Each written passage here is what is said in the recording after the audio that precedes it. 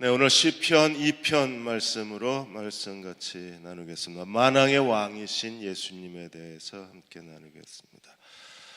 김정은 위원장이 베트남에 기차를 타고 66시간을 달려서 갔습니다. 근데 이 기차 타고 베트남에 간 몇 가지 이유가 있습니다. 하나는 자기 할아버지 김일성 위원장이 기차를 타고 베트남에 갔기 때문에, 그래서 할아버지하고 나하고 똑같다, 그래서 우상 숭배의 일환으로 기차를 타고 갔습니다. 또 하나는 전 세계의 이목을 집중시키기 위해서 전에 한번 중국 비행기 빌려 타고 갔다가 망신을 당했거든요. 그래서 아마 이번에는 의도적으로 기차를 타고 간 것으로 보입니다. 그리고 또 하나는 남북이 통일되면 이렇게 기차로 어느 대륙이라도 동남아나 유럽으로 갈 수 있다, 그걸 상징적으로 보여주기도 하고. 그런데 이 베트남에 기차 타고 가는 김정은의 이 베트남 루트가 바로 탈북자들이 북한을 탈출할 때의 그 탈출 경로였었어요. 그래서 탈북자들이 너무 큰 고통을 당하고 있습니다. 북한 전문가인 강동원 동아대 교수가 김정은이 베트남으로 가는 66시간의 그 기찻길이 수개월 또는 수년 동안 북한 탈북자들이 북한을 벗어나서 자유 대한민국으로 오기 위해서 목숨 걸고 탈출했던 그 탈출의 길이라고 했습니다.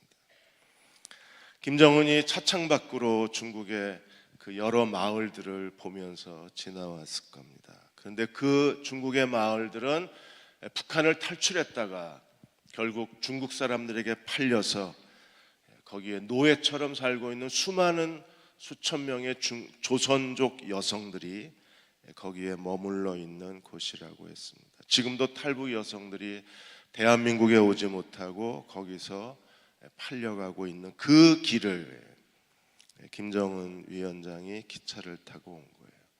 이게 1990년대 후반부터 2000년대 초반까지 대표적 탈북 루트였습니다. 그 기찻길이. 그러다가 그 2007년에 한때 이게 봉쇄가 됐어요. 그리고 태국이 지금 단속이 굉장히 심합니다. 그래서 최근에 다시 이 탈북 루트로 이 베트남 쪽으로 방향을 돌렸는데, 그 길을 지금 김정은이가 66시간 동안 기차를 타고 내려온 거예요. 그러니까 탈북자들의 마음은 찢어질 수밖에 없습니다. 북한과 미국 두 정상의 회담이 이제 앞으로 어떤 결과를 가져올지 우리는 조심스럽게 하나님 앞에 엎드려 기도하게 됩니다. 이 세상 나라, 모든 나라, 그리고 세계 정상들이 각각 자기들의 나라의 이익을 위해서 끊임없이 속이고 남의 것을 빼앗고 자기들의 이익을 놓지 않는 시대 속에서 우리는 대한민국은 어떻게 생존해야 될 것인가를 많이 고민하게 됩니다. 세상 나라를 지배하는 것은 각 나라의 지도자이지만, 그러나 세계 역사를 지배하시는 분은 만왕의 왕이신 그리스도이십니다. 그러므로 우리는 만왕의 왕이신 그리스도 앞에 더 무릎을 꿇어야 돼요. 두 정상이 어떤 회담을 하고 그게 대한민국이 어떤 미래를 결정하게 될지 두렵습니다. 그러나 우리는 의지할 분이 있습니다. 세계 역사를 주관하시는 그리스도 앞에 무릎 꿇고 기도할 수 있습니다. 시편 1편은 의인의 길, 복 있는 사람의 길을 우리에게 보여주셨다면, 시편 2편은 메시아가 통치하시는 하나님 나라의 완성을 우리에게 보여주고 계십니다. 그리스도는 세상을 통치하시는 만왕의 왕이십니다. 계시록 12장 5절에 예수께 대하여 이렇게 말했습니다. 여자가 아들을 낳으니 이는 장차 철장으로 만국을 다스릴 남자라. 그 아이를 하나님 아빠 그 보좌 앞으로 올려가더라. 그리스도는 어떤 분이십니까? 철장 권세로 만국을 다스리시는 하나님의 아들 예수 그리스도이십니다. 그리스도가 하시는 일을 오늘 크게 네 가지로 설명을 했습니다. 먼저 2장 1절에 3절까지 세상 나라가 예수께 대하여 반역을 꾀하고 예수께 대하여 적대적 음모를 꾸몄습니다.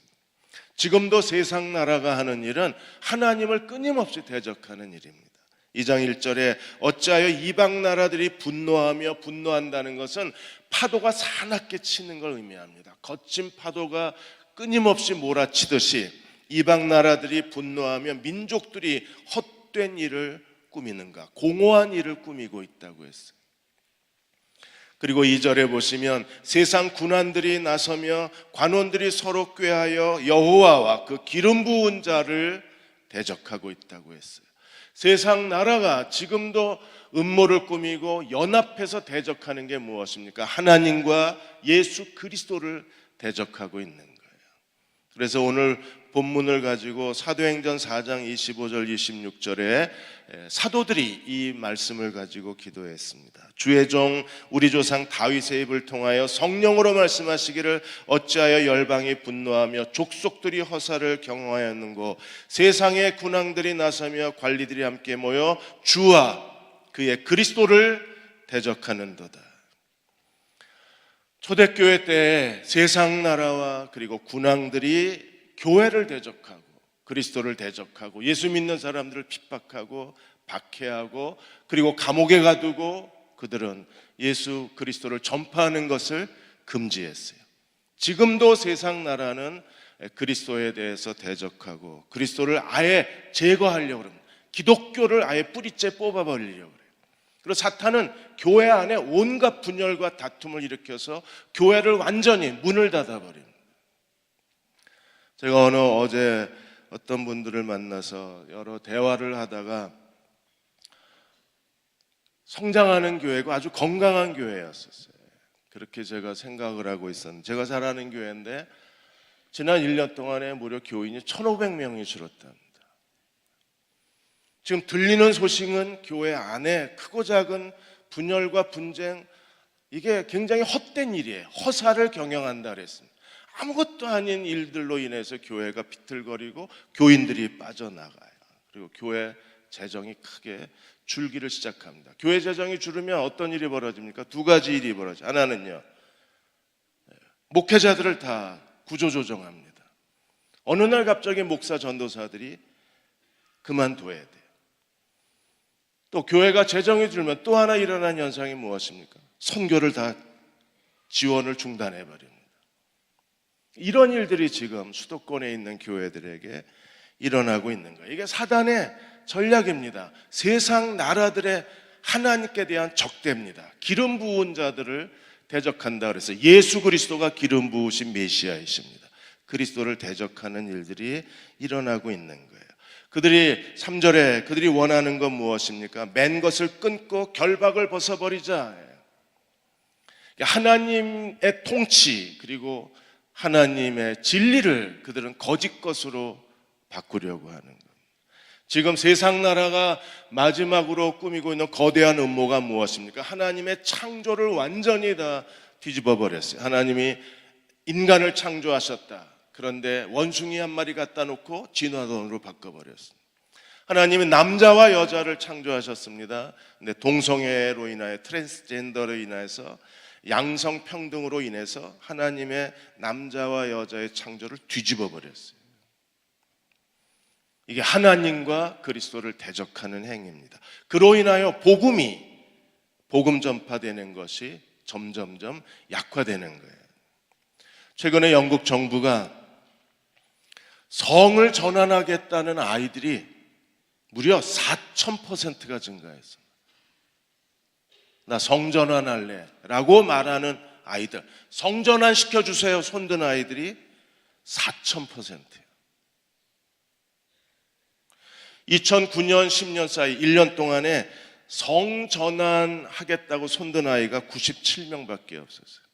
근데 2017년 2018년도에 영국에서만 2,510명이 성전환 시켜주세요 손들었어요. 실제로 9년 전에 성전환 수술을 받은 아이들이 여학생 경우에 40명이었어요. 근데 2017년, 18년 1년 동안에 성전환 수술을 받은 아이, 여학생 아이가 1,806명입니다. 이 수술비를 전부 국가에서 지원해 줍니다. 남학생은요 56명이었습니다. 9년 전에. 그런데 남학생이 성전환 트랜스젠더로 젠더를 바꾸는 거예요. 성전환 아이들이 713명의 아이들이 성전환 수술을 했어요. 이게 왜 이런 일이 일어납니까? 끊임없이 국가에서 이 트랜스젠더를 격려를 하는 겁니다. 성차별을 없애버려서, 그래서 화장실도 남자 여자 화장실이 없어졌어요. 화장실에 남녀가 같이 들어가요. 되게 불편하고 불쾌해지는 겁니다. 미국에서는 성전환에 대한 불쾌감이 하나의 사회적 인식이 되었어요. 그래서 이 성별에 대한 불쾌감. 그래서 13살 된 여자아이가 자기가 여자라는 게 불편하다고 유방 떼어달라고. 이거 불편하다고. 불쾌하다고. 이게 지금 미국과 유럽에서 일어나고 있는, 곧이어 이제 한국과 아시아를 덮칠 수밖에 없는. 성전환에 대해서 손든 아이들 중에요 제일 나이 어린 애가 4살입니다. 4살. 얘네들이 뭘 안다고. 이게 계속 이 소셜미디어에 아이들이 노출이 돼서, 그리고 국가 정책 자체가 학교에서 계속 이걸 가르치니까 결국 아이들이 학교에서 배우는 게 아이들의 사회적 인식이 될 수밖에 없잖아요. 그러니까 이게 지금 세상 나라의 거대한 음모, 헛된 일을 경영하고 있는 거예요. 그들이 예수 그리스도를 대적하고 있는 겁니다. 결국에 아이들은 학교 폭력, 게임 중독, 동성애, 진화론, 학생 인권 조례, 이것 때문에 아이들이 성적 범죄를 저질러도 아이들 인권이랍니다. 초등학교 아이들이 임신을 해도 내버려두는 교육이 지금 대한민국 교육입니다. 이런 일들이 지금 세상 곳곳에서, 한쪽에서는 대규모 예수 믿는 사람들을 체포하고 박해하고 핍박하고, 또 한쪽에서는 하나님의, 창조주 하나님의 이 기본 지식을 완전히 다 뒤집어 버리고, 또 한쪽에서는 하나님의 교회가 점차 쇠퇴해져 가는 거예요. 이게 사탄의 거대한 음모예요. 완전히 이 세상에서 기독교를 뿌리째 뽑아버리려고 합니다. 하나님은 어떻게 하실까요? 4절에서 6절까지 결국에 하나님이 이 세상을 심판하실 수밖에 없습니다. 4절에 보시면 하늘에 계신 이가 웃으시며, 하나님이 보실 때 이게 얼마나 웃기는 일입니까? 화장실도 남녀 구분을 못하는 이 세상 보시고 하나님이 웃으신다 그랬어요. 비웃으신다 그랬습니다. 주께서 그들을 비웃으시리로다. 이게 없어진다고 없어지는 게 아니잖아요. 그러니까 하나님이 이 세상 나라가 하는 일들에 대해서 하나님이 조롱하고 계신 겁니다. 하나님은 어떤 분이십니까? 하늘에 계신 분이십니다. 여러분들 그렇게 믿으십니까? 하나님은요 하늘에 앉아 계신 통치자, 절대 통치자이십니다.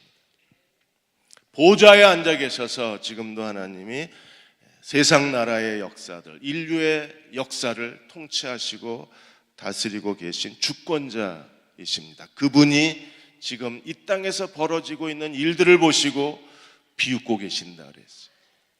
그 아름다운 거룩한 단어 인권이라는 단어를 엉뚱한 데 갖다 붙여서 성소수자 인권, 뭐 학생 조례, 일권, 이렇게 아무데나 갖다 붙여가지고 인간의 기본적 도덕성을 다 무너뜨리고 있는 거잖아요. 사회의 기본 질서를 다 파괴시키고 있습니다.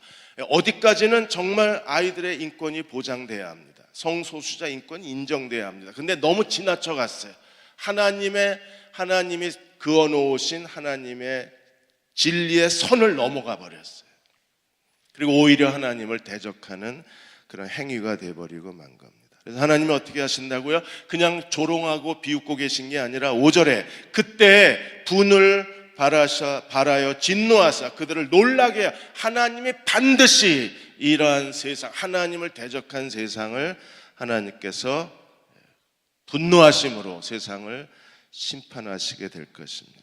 어떻게 심판하시나요? 6절에 내가 나의 왕을 내 거룩한 산 시온에 세웠다 하시는도다. 하나님이 어떻게 하십니까? 예수 그리스도를 하나님의 거룩한 산 시온에 세우심으로 예수 그리스도의 대관식, 예수 그리스도의 그 임직식, 만왕의 왕으로 예수님이 대관식을 집행하시는 마지막 최후의 날에 세상은 심판을 받게 될 것입니다. 그날이 바로 그리스도가 재림하시는 날이에요. 다니엘서 2장 44절에 47절까지 하나님이 다니엘 느부갓네살 왕의 금신상을 통해서 예수 그리스도로 말미암아 세상 모든 나라가 심판을 받고 그리스도의 나라가 이 땅에 세워질 것을 환상으로 보여주셨어요. 세상 모든 나라는 어느 날 다 무너집니다. 적 그리스도도 무너집니다. 그리고 오직 그리스도만이 만왕의 왕이 되셔서 한 영원한 나라를 세우시게 될 것입니다. 그 나라가 하나님 나라입니다. 그래서 다니엘은 이렇게 말합니다. 이 여러 왕들의 시대에 하늘의 하나님이 한 나라를 세우시리니 이것은 영원히 망하지도 아니할 것이요 그 국권이 다른 백성에게도 돌아가지 아니하실 것이요. 이게 하나님 나라예요. 그리스도가 통치하실 영원한 하나님 나라가 이미 우리 가운데 와 있습니다. 어떻게 이 일을 이루시나요?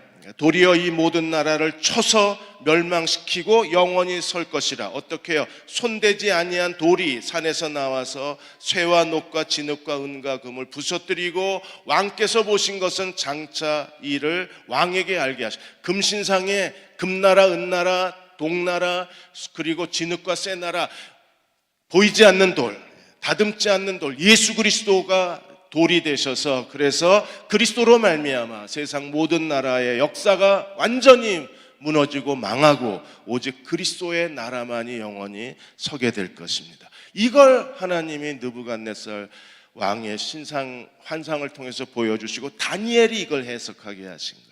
그래서 46절에 느부갓네살 왕이 다니엘에게 어떻게 했습니까? 느부갓네살 왕이 엎드려 다니엘에게 절하고 명하여 예물과 향품을 그에게 주게 하니라. 왜요? 해석하는 사람이 아무도 없었어요. 누구만 해석했습니까? 다니엘만 해석을 했어요. 앞으로 장래되어질 일은 누구만 알아요? 하나님의 신에 감동된 사람들만 압니다. 지금 트럼프나 김정은 위원장도 이 장래 일에 되어질 걸 모릅니다. 오직 하나님만이 장래에 어떻게 될 것을 아시는 분이십니다. 그분이 인류 최후의 날에 하나님께서 이 세상 나라를 멸하시고 영원한 하나님 나라를 세우실 것입니다. 세상에 죄악이 점점점 쌓여져 갔을 때 하나님이 노아 홍수를 통해서 세상 죄악을 심판하시고 노아를 통하여 새로운 인류를 시작하셨어요. 소돔과 고모라 죄악이 가득 찼을 때 하나님이 불과 유황으로 소돔과 고모라를 멸망시키시고 의로운 롯과 가족을 하나님이 구원하셨습니다. 지금도 세상에 죄악이 점점 가득 찼습니다. 어느 날 베드로후서 3장에 말씀하신 것처럼 하나님이 이 세상을, 옛 세상을 하나님이 불로 심판하실 때 오직 그리스도의 영원한 나라가 세워지고 예수 그리스도에 속한 자들이 하나님의 구원을 받게 될 것입니다. 그때까지 우리가 해야 될 중요한 일이 무엇입니까? 우리는 마태복음 24장 14절에 말씀하신 것처럼 복음을 땅끝까지 전하는 일에 온 힘을 다 기울여야 합니다. 언젠가 그리스도가 다시 오시면 데살로니가 후서 2장에 있는 것처럼 그리스도가 적그리스도를 죽이시고 그리고 하나님의 심판이 이 땅에 임하게 될 거예요. 그날은요 인류 최후의 날이 될 것입니다. 지상 종말의 날이 될 것입니다. 하나님 나라가 세워지게 될 것입니다. 그날이 임하기 전에 교회가 해야 될 중요한 일이 무엇입니까? 복음을 땅끝까지 전하는 일에 최선을 다해야 합니다. 덴버 신학교의 마크 영 교수님이 왜 우리가 선교해야 되는가, 교회가 선교해야 될 중요한 일이 무엇인가에 대해서 설명을 하셨어요. 그분이 미국의 한 작은 시골에서 성장하시고 그리고 텍사스에 있는 신학교에서 공부를 하셨습니다.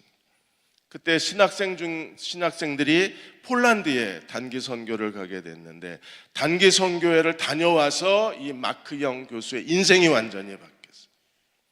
선교가 무엇인가를 그 폴란드 선교에서 깨닫게 된 겁니다. 선교란 무엇입니까? 하나님께서 세상을 향한 그분의 사랑을 실천하는 것, 그게 선교라고 정의를 내렸어요. 선교하는 교회가 얻는 유익이 세 가지가 있습니다. 선교하는 교회, 하나님의 사랑을 아직까지 그리스도를 알지 못하는 사람들에게 전하는 교회에 주신 세 가지 유익. 그 첫째가 연합입니다. 선교지에 가서 하나님의 사랑을 실천하는 사람들, 성령이 그 안에 살아있는 사람들, 너희가 성령이 너에게 임하시면 너희가 권능을 받고 예루살렘과 유다와 사마리아 땅끝까지 이르러 내 증인이 되라. 이 명령에 순종하는 교회만이 하나님 안에서 연합을 이룰 수 있다고 했어요. 결국 한국 교회가 이렇게 분열과 분쟁에 빠지는 가장 큰 이유는 어디 있어요? 선교하지 않기 때문에 그렇습니다. 선교사 몇 명에게 한 달에 얼마씩 후원한다고 선교하는 교회가 아닙니다. 교인들이 선교에 참여할 때 그 교회가 선교하는 교회가 되는 거예요. 그리스도의 지상명령에 순종하는 교인들은요, 누구와 더불어도 연합될 수 있어요. 왜냐하면 하나의 목적을 향해서, 하나님의 거룩한 뜻을 이 땅에 이루기 위해서 자신의 시간과 가진 전부를 다 헌신하는 사람들이기 때문에 그들은 누구와 더불어 하나가 될 수 있고 어디서나 하나의 연합을 이루어서 하나님을 섬길 수 있는 사람들입니다. 왜 그래요? 선교는 연합되지 않으면 할 수 없는 일이 하나님의 선교이기 때문에 그렇습니다. 두 번째는 교회를 순결하게 만듭니다. 교회가 언제 정결해지나요? 언제 하나님 앞에 깨끗해집니까? 우리가 그리스도의 지상명령에 순종했을 때에 하나님이 그 교회를 말씀으로 정결케 하시고 그리스도의 지상명령에 순종하는 사람들이 하나님 앞에 정결한 사람이 되어서 그들이 바치는 제물이 정결해지는 거예요. 지금 다 선교지로 나가라는 게 아닙니다. 지금 각 목장마다 선교사하고 1:1 매칭이 되어 있습니다. 그 선교사는 하나님이 내게 맡겨주신 선교사입니다. 그 선교사를 위해서 매주 목장으로 모일 때 기도하는 것, 그게 이미 선교에 참여하는 거예요. 그들이 정결한 사람이 됩니다. 세 번째로 우리가 선교할 때에 생명을 얻게 됩니다. 하나님이 선교지에서 얼마나 놀랍고 큰 일을 하시는가, 그 간증을 들을 때마다 우리 안에 그 생명력이 우리에게 전달되어져서 우리의 영적 생명을 풍성하게 만들어주는 거예요. 그리고 그 영적 생명이, 선교지를 변화시킨 그 영적 생명이 오늘 우리를 변화시키고 있다는 것을 확신하게 됩니다. 지금 대전 침신에 있는 WMTC에서 비상대책회의가 2박 3일 동안 열립니다. 저도 월요일, 화요일 이틀 저녁에 가서 그분들에게 말씀을 전했습니다. 그러니까 중국에서 추방당한 선교사들이 지금 모여서 비상대책회의를 하고 있는 거예요. 한 20여 명이 좀 넘는 분들이 모이셨습니다. 저희 대흥교회에서 그분들의 숙식비를 다 지원하고 저는 월요일, 화요일 저녁에 말씀으로 그들을 섬겼어요. 그들은 중국에서 복음을 전하다가 추방당하신 분들입니다. 선교사들이 추방당할 때 별 하나 달았다 그럽니다. 전과 일범입니다. 적어도 지금 이 시대에서, 이 기독교에 대한 대규모 박해 시대에서 전과 3, 4범은 돼야 선교했다고 말할 수 있습니다. 전과 일범은 이게 초짜입니다. 제가 그래서 그분들에게 그랬어요. 일범된 거 축하한다고. 별 하나 더 다시고 2개, 3개 더 다는 게 그게 선교사가 가야 할 길이니까. 한번 추방당했다고 낙심하고 좌절하지 마라. 추방당한 그 자리에서 하나님 우리에게 새로운 계획을 갖고 계신 분이시기 때문에 계획을 찾아라. 그리고 다시 도전해라. 하나님이 길을 여신다고 말씀을 드렸어요. 그분들이 왜 추방당하면서까지 또다시 도전하는 이유가 어디 있습니까? 그래서 이번 캠프의 이름이 비상대책회의입니다. 뭘 대책하겠다는 거예요? 다시 길을 찾겠다는 겁니다. 중국은 더 이상 들어갈 수 없으니까.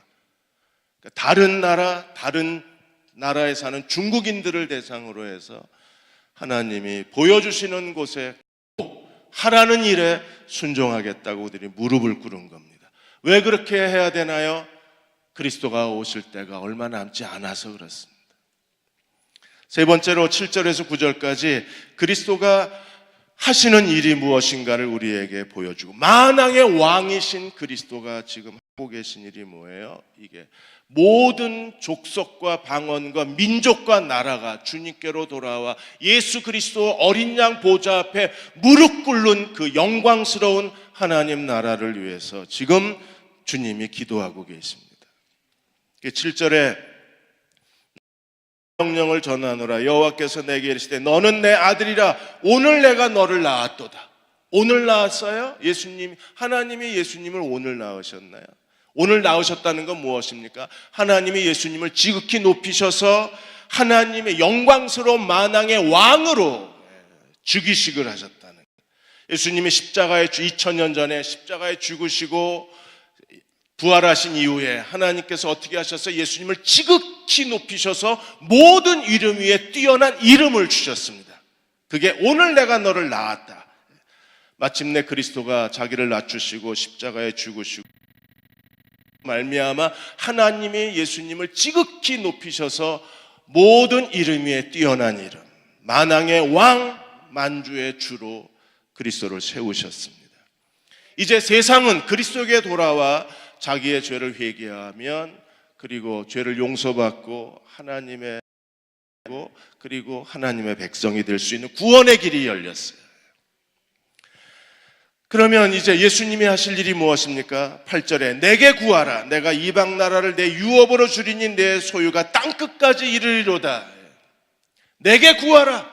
지금 주님이 하나님 보좌 우편에 중보 기도하십니다. 왜, 무엇을 기도하실까요? 내게 구하라. 그리하면 내가 이방 나라를 내게 유업으로 주리니 내 소유가 땅끝까지 이르리로다. 모든 나라, 모든 족속, 모든 민족을 내게 구하라.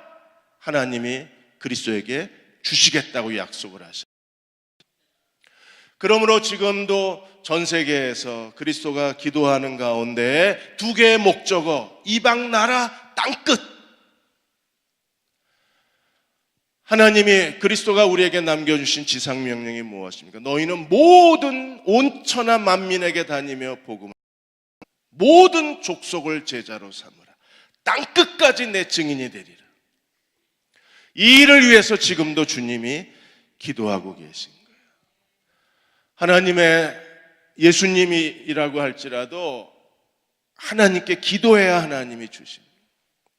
오늘 우리도 마찬가지입니다. 기도하지 않으면 하나님이 주실 수 없어요. 그래서 기도하라고 명령하신 겁니다. 우리가 하나님께서 우리에게 무엇을 약속하셨든지 우리가 기도하면 내게 주리니 이 약속이 그대로 이루어질 거예요.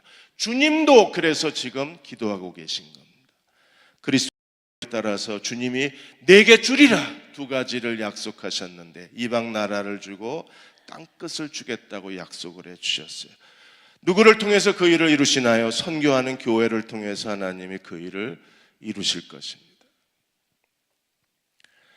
94년도에 미전도 종족가 한국 교회를 크게 이끌었습니다. 그래서 모든 교회가 아직까지 복음을 듣지 못한 종족을 입양을 했어요. 지금도 저 빨갛고 주홍 바탕의 모든 나라들이 아직 복음화되지 않은 나라들입니다. 우리도 대흥교회도 하나님이 한 종족, 한 나라를 주셔서 우리가 그 종족, 그 나라를 입양해서 그 나라가 복음화될 때까지 교회가 계속 사람을 보내서 복음을 전하고 또 선교사를 보내서 교회를 개척하고 교회가 기도하고 물질로 후원하는, 그래서 대흥 침례 교회도 한 나라, 한 종족을 하나님이 주시기를 소망하고 기도하고 있어요. 제 친구인 수원중앙침례교회 고명진 목사는 캄보디아를 하나님이 주셨습니다.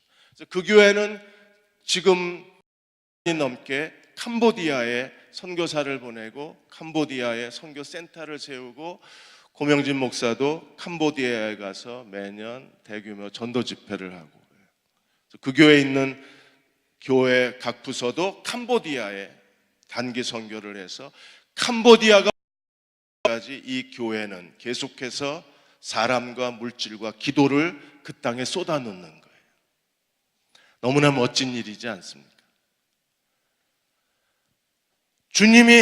주님께 하나님이 말씀하시기를 내게 구하라, 그리하면 이방 나라를 땅끝을 내게 주리라.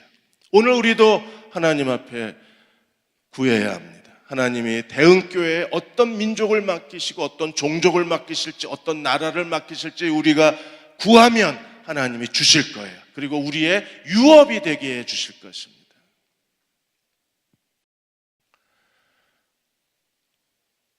미얀마에 한글 이름으로 된 고등학교가 하나 있습니다. 석성 고등학교. 2008년도에 그 지진이 일어났을 때 양곤에 있는 고등학교가 완전히 건물이 다 무너졌어요. 그래서 석성 장학회를 세우신 조영근 회장님이, 이분이 대전에 그 대전 지방 국세청장을 지내셨던 분이십니다. 아주 신실한 장로님이십니다. 그래서 이분이 석성 자기 호를 딴 장학회를 만들어서 신실한 하나님의 사람들의 후원을 받아서 그 미얀마 학교가 다 무너진 그 양곤의 한 고등학교에 7개 건물을 지은 거예요. 그랬더니 양곤 정부가, 미얀마 정부가 너무 감동을 한 겁니다. 한 사람이 10년 동안에 그 학교에 7개 세워줬으니까. 그래서 미얀마 정부가 너무 고마워서 그 학교 이름을 이 조영근 회장님 호로 이름을 정해줘서 미얀마 역사상 최초로 한글 이름을 가진 고등학교가 석성고등학교. 그분은 지난 10년 동안에 미얀마를 유업으로 받은 거예요. 한 개인도 유업으로 받을 수 있어요. 지금 저희 교회 그 장로님 한 분도 지금 라오스를 유업으로 받으려고 거기에 계속 투자하고, 김철중 목사님도 수학을 가지고 동남아 여러 나라를 유업으로 받고 계십니다. 교회도 한 나라를 유업으로 받아야 돼요. 우리의 소유가 땅끝까지 이르러야 합니다. 하나님이 그 교회를 축복하고 계신 거예요.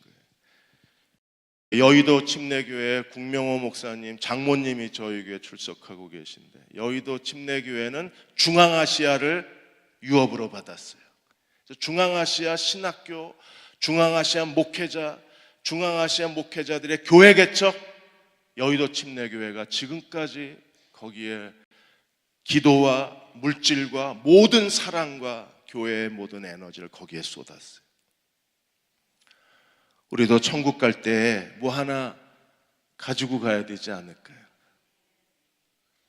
주님이 어디 교회에서 왔냐? 대전 대흥 침례교회. 너희가 유업으로 받은 나라는 어디냐? 대한민국이요. 대전이요. 그래도 한 나라를 달라고 기도했으면 합니다. 지난번에 오픈도어즈가 지금 2018년에 일어난 기독교 박해 지수 발표를 보여드린 적이 있습니다. 아시아에서 계속 박해가 증가돼서 1년 동안에 16개 나라에서 기독교 박해했는데 최근에는 27개 나라가 기독교를 박해합니다. 인도가 기독교 박해 10위권 안으로 들어왔어요. 부탄, 네팔, 미얀마 계속해서 기독교에 대한 아주 끈질긴 박해와 핍박이 멈추지를 않습니다. 지난 1년 동안에 기독교로 인하여 박해받는 사람이 무려 전 세계에서 3천만, 대한민국 절반의 인구가 늘어난 겁니다. 순교한 사람이 4,305명이 넘습니다. 나이지리아에서만 무려 3,700명이 순교를 당했습니다.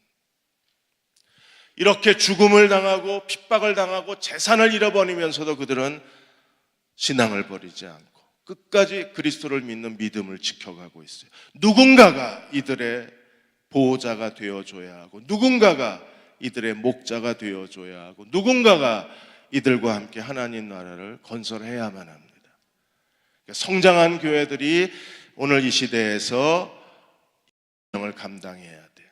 주님은 어떻게 이 세상 나라를 유업으로 받으실 수 있을까요? 9절에 보시면 내가 철장으로 그들을 깨트리며 질그릇같이 부수리로다. 주님은 철장 권세를 가지시고 선교사들을 보내시고 선교하는 교회를 통해서 지금도 강력한 견고한 진을 세워서 기독교가 들어오지 못하게 그들은 두 겹, 세 겹 가로막고 있지만, 그러나 하나님은 철장 권세로 무너뜨리시고 복음 전할 기회를 주시는 거예요. 그게 바로 1600년에 시작된 이 무슬림, 이슬람 종교가 무려 만에 난민 시대로 구멍이 뻥 뚫려버렸어요. 하나님이 철장 권세로 완전히 구멍을 뚫어 놓으셔서 무슬림들이 주님께로 돌아오는 구원의 역사를 지금 주님이 진행하고 계신 거예요. 우리가 이 시기, 난민 시대는 제한된 시간입니다. 이 시기, 이 기회를 잃어버리면 이제 두 번의 기회는 없는 거예요. 이 시기에 우리가 어떻게 해야 될지를 기도하고 하나님 앞에 헌신해야만 합니다. 이제 마지막으로 10절에 12절까지, 그러면 이제 이 만왕의 왕이신 다시 오셔서 세상을 심판하실 그리스도, 모든 세상 나라를 유업으로 받으실 그리스도, 땅끝까지 통하실 예수 그리스도의 주권 앞에 우리가 해야 될 일이 무엇인가? 두 가지를 잘 알아라 그랬어요. 먼저 10절에 군왕들아 너희는 지혜를 얻으며 세상 재판관들아 너희는 교훈을 받을지어다. 우리는 지혜로운 백성이 되어야 합니다. 하나님이 오늘 예배드리는 저와 여러분을 이 세상에서 정말 지혜로운 사람으로 세워주시길 축원합니다. 하나님의 지혜가 있어야, 그래야 세상 돌아가는 걸 아는 거예요. 인간 역사 위에 또 하나의 하나님의 놀라운 구속사가 전개되는 걸 알고, 이 세상을 지배하는 군왕들 위에 세상을 지배하는 더 거룩하신 분이 있다는 걸 알고 하나님의 구속사를 성취시키는 사람들이 지혜로운 사람들이에요. 그 지혜로운 사람들이 하나님의 복을 받는 백성들인 거예요. 두 가지를 잘해야 돼요. 11절에 여호와를 경외함으로 섬기고 떨며 즐거워할지어다. 하나님을 경외하라 그랬어요. 하나님을 경외하는 사람들은 어떤 사람들이에요? 하나님을 예배하고 하나님을 섬기고 하나님께 순종하는 사람들입니다. 하나님을 두려워할 줄 안다면 오늘 우리가 해야 될 중요한 일이 무엇입니까? 그리스도의 지상명령에 순종하는 교회가 되고 예수 그리스도의 새 계명에 실천하는 사람이 돼야 돼요. 정말 하나님이 두려우면, 하나님을 경외한다면, 우리가 거룩한 두려움으로 하나님을 예배하는 백성이라면 당연히 해야 될 일이 무엇입니까? 그리스도의 지상명령에 순종하고 살아야 합니다. 그리고 서로 사랑하라는 주님의 계명에 순종하고 살아야 돼요. 이게 첫 번째 해야 될 일이 하나님을 경외해요. 두 번째 해야 될 일이 12절에 그 아들에게 입맞추라. 예수 그리스도에게 입맞추는 사람이 되어야 합니다. 그렇지 아니하면 진노하심으로 너희가 길에서 망하리니. 지금 기독교를 대적하고 예수 그리스도를 핍박하는 모든 나라와 모든 정부들, 결국 그리스도에게 입맞추지 않으면 그들의 종말이 어떻게 됩니까? 그들은 어떤 결과를 갖게 되어 길에서 망할 겁니다. 그리스도를 대적하는 모든 나라들이 다 망하게 될 것입니다. 길에서 망하리니 하나님의 진노가 어땠어요? 하나님의 진노가 급하지, 하나님이 더 이상 지체하지 않으실 것입니다. 그러므로 그리스도에게 입맞추는 사람이 돼야 돼요. 여호와께 피하는 모든 사람이 다 어떻게 됩니까? 복이 있다 그랬어요. 사랑하는 여러분, 하나님의 진노는 급합니다. 이제 시작이 됐어요. 하나님의 이 인간의 죄악의 아주 역겨운 냄새가 하나님 코끝까지 이르렀습니다. 그게 트랜스젠더가 이게 하나님의 앞에 가장 역겨운 행위예요. 그게 이미 코끝까지. 지금 우리가 그리스도에게 입맞추면 살지만 그리스도를 대적하면 망하는 거예요. 오늘 우리는 그리스도에게 입맞추는 사람이 되어야 합니다. 주님께 입맞춘다는 건 뭡니까? 그분을 사랑하고 그분의 명령대로 복종하고 사는 겁니다. 우리가 단 하나의 관심, 그건 어떻게 그리스도의 지상명령에 참여하는 교회가 될 것인가. 단 하나의 관심, 그리스도가 우리를 사랑하신 것처럼 우리가 어떻게 가난한 이들을 사랑하고 살 것인가. 우리가 그리스도에게 입맞추는 교회가 되고 그리스도에게 입맞추는 가정이 되고 입맞추는 교인이 된다면 하나님이 그 사람의 하나님이 복의 사람이 되게 해주시고 복의 근원으로 만들어 주시고 그로 인하여 모든 사람들이 복을 얻게 될 것입니다. 찰스 스윈덜 목사님이 그리스도를 담기 위한 영감의 사색이라는 책에서 거기에 영국의 빅토리아 여왕의 한 일화를 그 책에 쓰셨습니다. 빅토리아 여왕은 아주 선한 통치자이고 신앙적 통치자이고 하나님을 진심으로 사랑하는 여왕이셨어요. 가끔 이제 그 몸종 하나를 데리고 몰래 빠져나가서 들과 대화하는 걸 굉장히 즐겼습니다. 근데 어느 날 그 한 과부, 믿음이 좋은 과부의 집에 들려서 여러 가지 얘기를 하게 됐어요. 그래서 그 여인의 믿음에 너무 감동한 여왕이 그 과부에게 질문을 했습니다. 지금까지 당신 집에 찾아온 가장 고귀한 손님이 누구냐? 그러자 그렇게 질문하고 예수님이라고 대답해 줄 줄 알았어요. 우리 집에 오신 손님 중에 가장 고귀한 손님은 예수님입니다. 그러면 여왕도 나도 그렇다고 대답하려고 준비했는데 이 과부가 대답하기를 저희 집에 오신 가장 귀한 손님은 여왕 폐하이십니다. 이런 거예요. 되게 실망을 했습니다. 예수님이라고 할 줄 알았는데 여왕 폐하라고 그러니까 이 여자도 세속적인 여잔가 하는 생각이 들으셨겠죠. 그래서 여왕이 솔직하게 물었습니다. 예수님이 아니고? 그러자 과부가 대답했습니다. 예수님은 손님이 아니라 주인이십니다. 저의 집의 주인이시고 제 인생의 주인이시고. 그럼 주님이 손님이십니까? 주인이십니까? 주인 잘 섬기고 가요? 어떻게 우리가 주님을 섬길 수 있어요? 그리스도의 지상명령에 순종하십시다. 이미 순종할 수 있는 길을 아주 기본적인 것부터 드렸어요. 목장과 선교사가 다 1대1로 매칭이 됐습니다. 그리고 때마다 선교사들이 와서 간증을 하고 또 기도 요청을 하고 그게 우리가 섬길 수 있는 기회가 되는 거예요. 지난주 수요일 날 오신 임청국 목사님은 굉장히 강의를 잘하시는 분이랍니다. 그래서 정 목사님도 강의 잘한다 그러고 모란봉 운영위원들도 강의 최고라 그랬는데 오셔서 저희 교회에서는 죽수고 가셨대요. 떨다 가셨답니다. 그 얘기를 듣고 그렇지 우리 교회 미인들이 많아서 웬만한 남자는 여기 서면 떨려요. 그래서 아마 죽수고 가셨을 수도 있어요. 하나님이 이런 기회를 통해서 우리에게 동참할 수 있는, 우리가 섬길 수 있는 기회를 하나님이 주시는 겁니다. 복의 사람이 되십시오. 그리고 여러 나라가 대응교 때문에 복을 받았으면 합니다.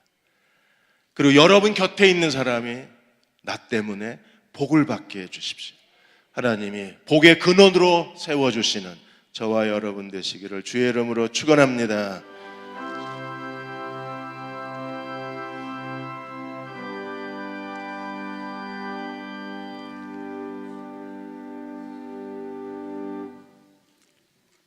내가 여호와의 명령을 전하노라.